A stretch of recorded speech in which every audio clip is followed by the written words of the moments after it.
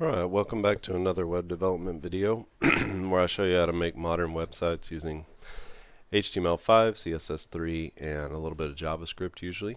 In this video I want to talk about another CSS Grid. I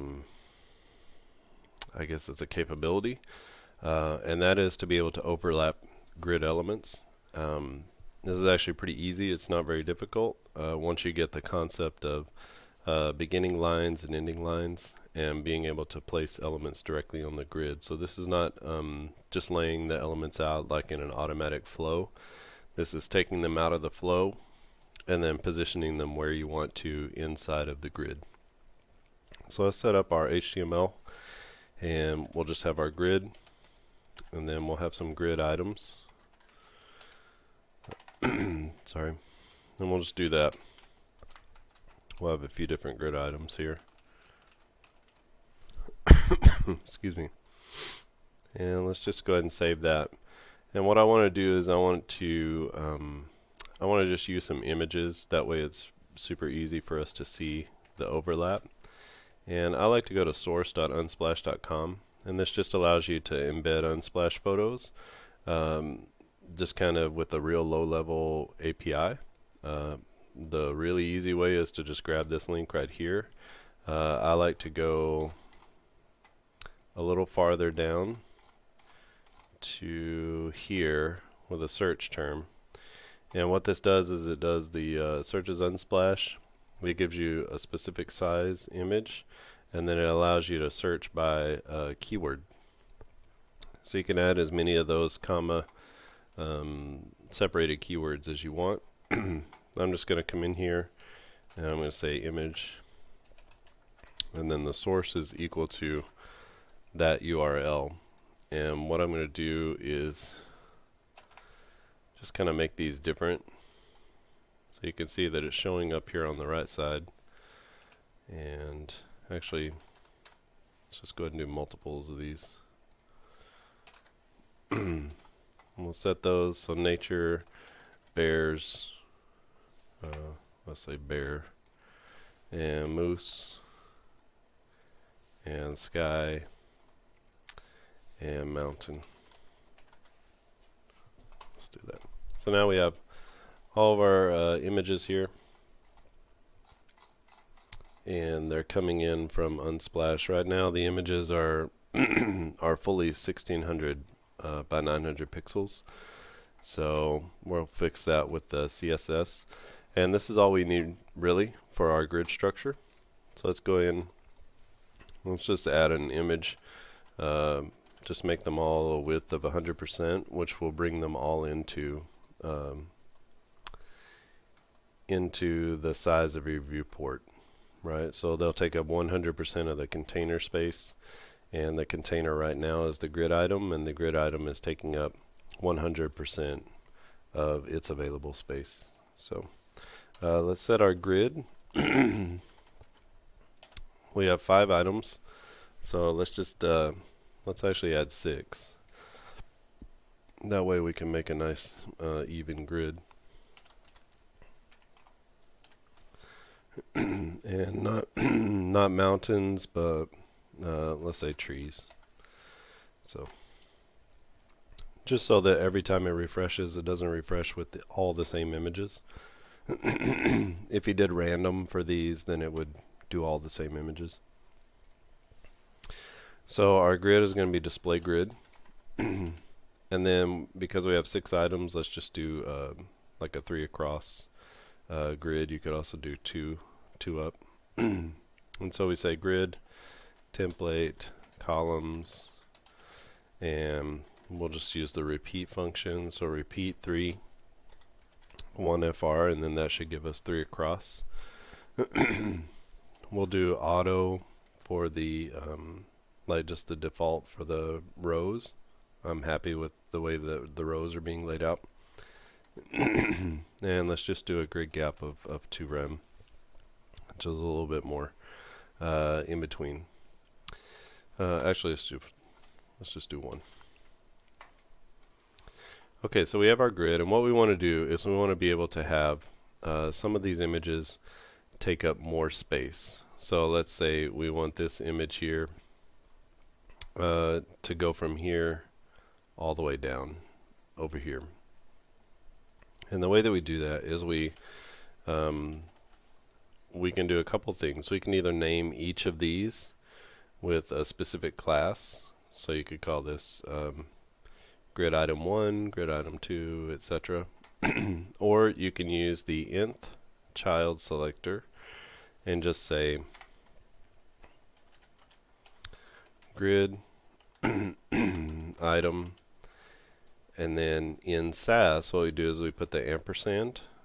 So we say and the nth child, and then we have a parentheses, and then we need to mark which one of the children.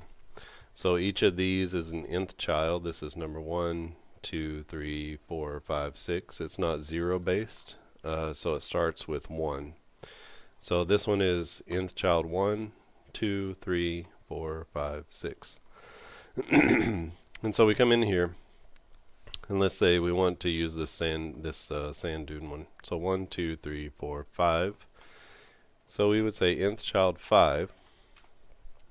And what we want to do is we want to do two things. We want to say grid column, and then we want to say grid row. So when we make these two properties, then the value in here is where we want the column to start and end, or we could just say grid column 2. We don't have to say that it moves across anything. So grid column, where does it start and end? And then in the grid row, where does it start and end? So grid column, let me just give an example. Grid column 2, and we go to 4. And what this is going to do is it's going to start at, this is grid column 1 here, and then we'll say 2 is this column, and grid column 3 is here. So it starts at grid column 2, and it goes all the way to the beginning of grid column 4. And we'll see that in just a moment, and then we'll just give this a grid row of 1. So you can see what it's done. It's taken it out of row number 2, and it's actually moved it up to row number 1, because we specifically declared that it should go up to row number 1. And then it starts at grid column 2, which is the center column, and it goes to the beginning of grid column 4. Now another way to write that would be to span 2, and we're going to get the same situation. So it's spanning 1, 2 columns, so it's spanning across them. If you're familiar with using tables in HTML, or sometimes even using a span for Flexbox, then you're accustomed with spanning different columns. Okay.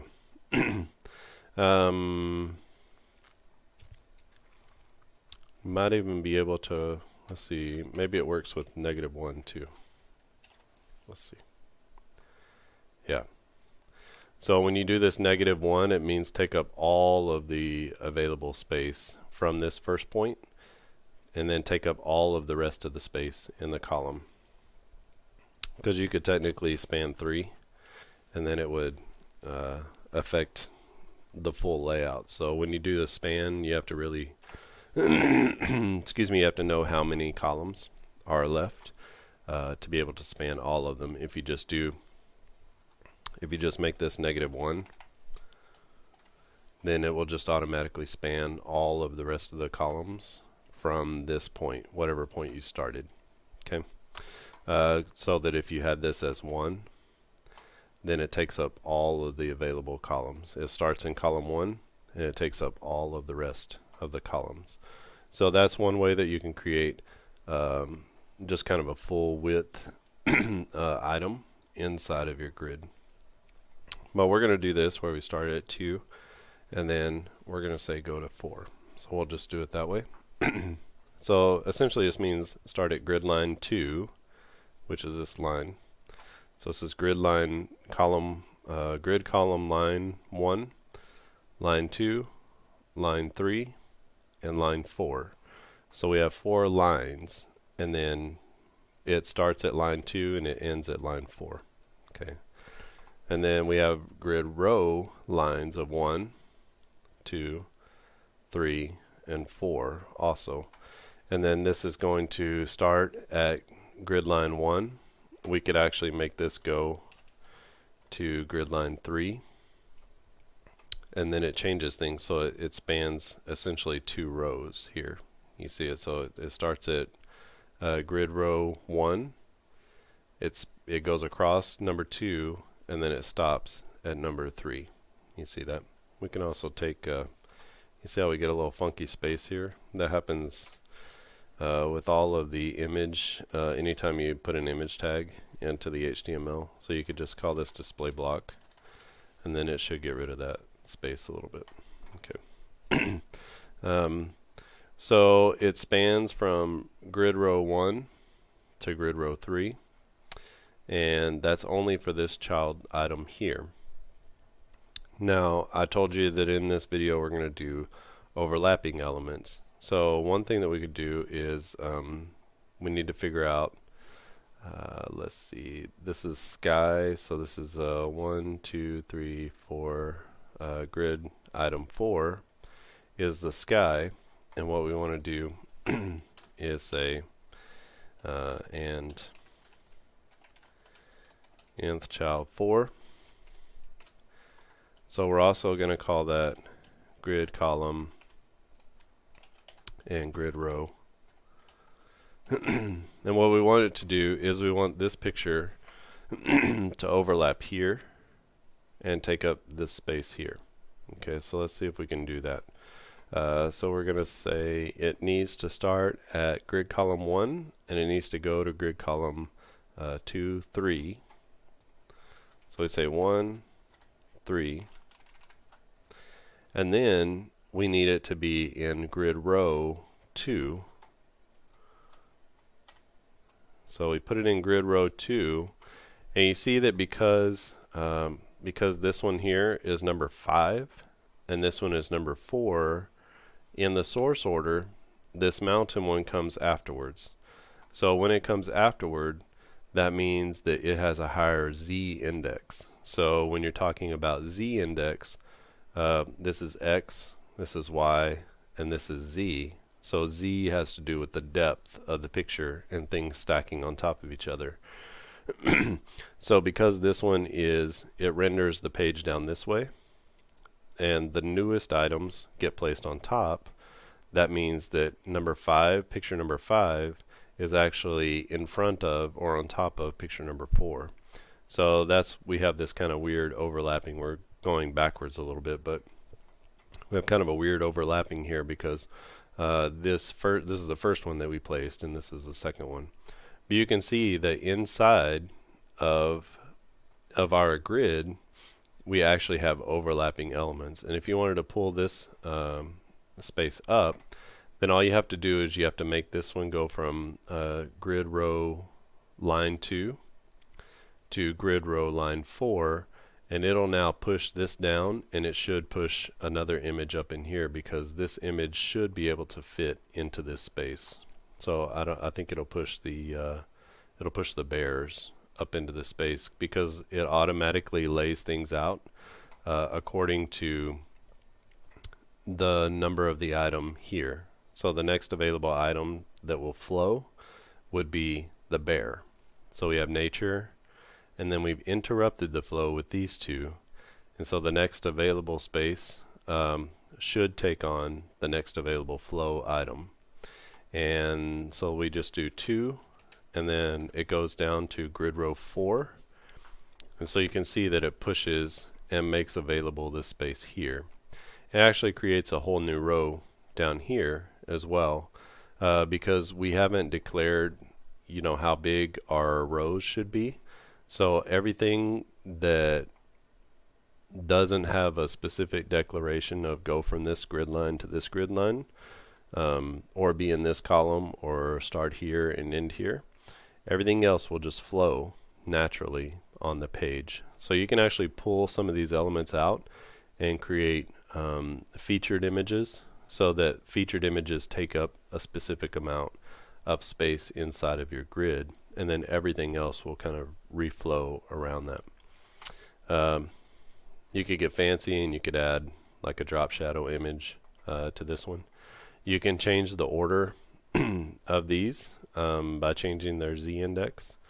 So I think if you just did position relative and then you change, oh, okay, well that worked too. And then you do the Z index of, 5. That will work too. And then you can pull this image actually up over top of this one. And you can overlap multiple elements. Let's say we want to take this one and we want to flow it, I don't know. We want to start it here and then take up all of this space here. We could do that as well. So this is 1, 2, 3, 4, 5, 6, right? So let's take the number 6 element. So we say nth-child, and it's number 6. Then we say grid, column. We want it to start at column 1, and let's make it take up all the available space, right? So say 1, and then we can either do what's called span all, or we can make it span 3. Okay, so we do that like that, where it spans 3, or we could say -1. So any of those declarations is acceptable, and it's just going to take up all the available space. Now we want it also to be on grid row. We have grid row 1 and we have grid row 2 and grid row 3. I think that's right. And then we've created grid row 4 just kind of automatically. So let's put it in grid row 3, and then we'll say it starts at line 1, and then it spans all of those as well. So let's say 3, and then we can also use our -1 declaration.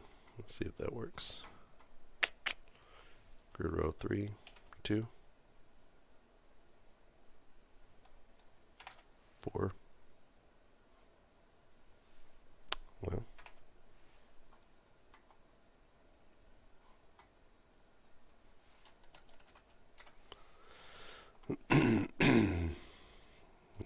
we're getting some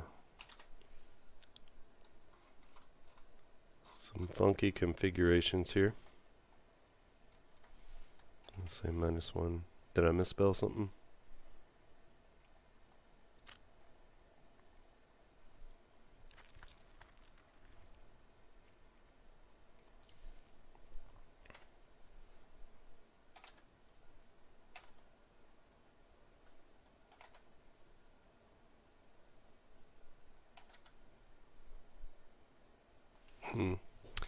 Well, it's getting a weird thing. I don't know how that's going to work out very well, but this is the important part that I was just trying to show you, the overlapping of the two elements. And if you were to place each of these in specific places on the grid and not just have them auto lay out on the grid, then you could create a more nuanced overlapping. So you could have this overlapping, just a little bit here, and you can have them overlapping in different ways. You could create more grid columns, and you could create a more advanced overlapping structure as well. Or you can not do them all, every column the same. You could have some columns that are thinner and some that are wider, and then you could create a more nuanced overlapping a grid so that you can overlap them in more nuanced ways. Hopefully this is clear to you. If it's not, feel free to ask questions down in the comments below. I will post the pen here so that you can try out this code for source.unsplash.com, and you can also see what's going on, especially with the nth-child selectors. Again, you can make these each their own individual class, like nature, bear, moose, sky. And then you would just use that class down here instead of the nth-child selector. And then you use the grid column and the grid row to determine where does it start, and with a slash, a forward slash, and then what line does it end. And you can create your own overlapping structures that way. You can follow me on Twitter. My Twitter handle is @Brian, BRIAN, and my last name Haferkamp, HAFERKAMP. You can see it here. And feel free to send me a direct message or a tweet on Twitter if you have any questions or suggestions or anything. Alright, I think that's it for now.